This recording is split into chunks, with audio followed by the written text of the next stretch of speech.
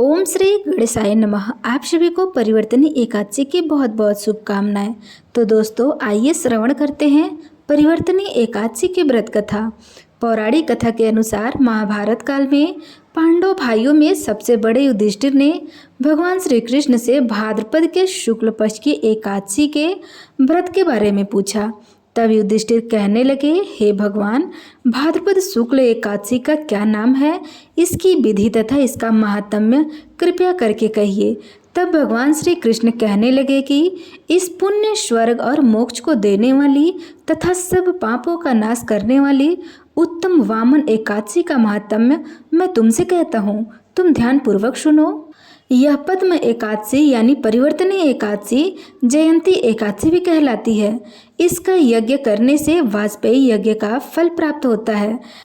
पापियों के पाप नाश करने के लिए इससे बढ़कर कोई और उपाय हो ही नहीं सकता। जो मनुष्य इस एकादशी के दिन मेरी वामन रूप की पूजा करता है, उससे तीनों लोग पूज्य हो जाते हैं।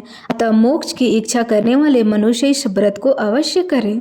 जो कमल नयन भगवान का कमल से पूजन करते हैं, वे अवश्य भगवान के समीप आ जाते हैं। जिसे भाद्रपद शुक्ल एकादशी को व्रत और पूजन किया हो, उसने ब्रह्मा विष्णु सहित तीनों लोकों का पूजन किया हो। अतः हरिवासर अर्थात एकादशी का व्रत अवश्य करना चाहिए।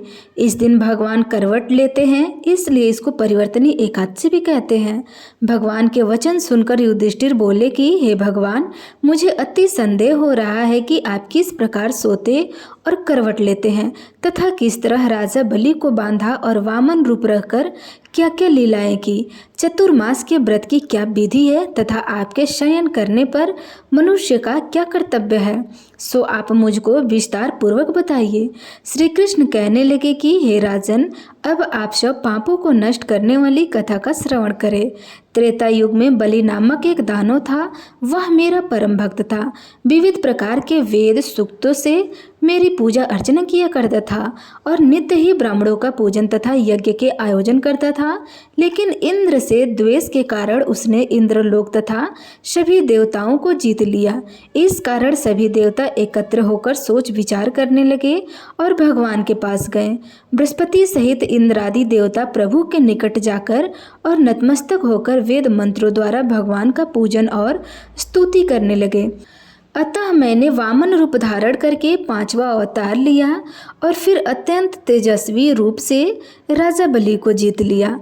इतनी वार्ता सुनकर राजा युधिष्ठिर बोले कि हे जनार्दन, आपने वामन रूप धारण करके उस महाबली दैत्य को किस प्रकार जीता।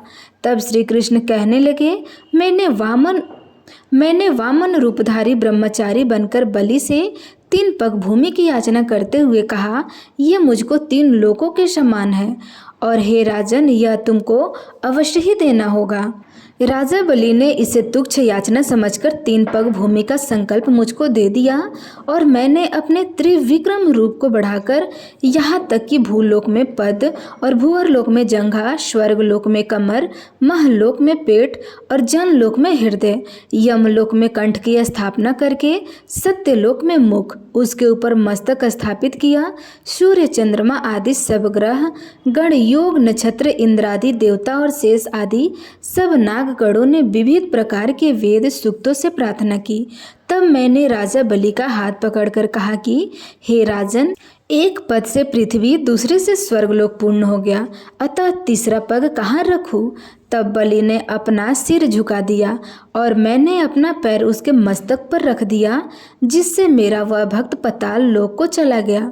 फिर उसकी विनती और नम्रता को देखकर मैंने कहा कि हे बलि, मैं सदैव तुम्हारे निकट ही रहूँगा। विरोचन पुत्र बलि के कहने पर भाद्रपद शुक्ल एकादशी के दिन बलि के आश्रम पर मेरी मूर्ति स्थापित हुई। इसी प्रकार दूसरी क्षीरसागर में शेषनाग के षष्ठ पर हुई। हे राजन, इस एकादशी को भगवान शयन करते हुए करवट लेते हैं, इसलिए तीनों लोकों के स्वामी भगवान विष्णु का उस दिन पूजन करना चाहिए। इस दिन तांबा, चांदी, चावल और दही का दान करना सबसे ज़्यादा उचित होता है। रात्रि को जागरण अवश्य करना चाहिए। जो विधि पूर्वक इस एकादशी का व्रत करते हैं वे सब पापों से मुक्त होकर स्वर्ग में जाकर चंद्रमा के समान प्रकाशित हो जाते हैं और यश प्राप्त करते हैं। जो पापनाशक इस एकादशी कथा को पढ़ते या सुनते हैं उनको 1000 अश्वमेघ यज्ञ फल प्राप्त होता है। आपको यह कथा कैसी लगी कृपया कमेंट बॉक्स में अवश्य बताइएगा। कथा पसंद आई हो तो वीडियो को लाइक और चैनल सब्सक्राइब भी करिएगा। धन्यवाद।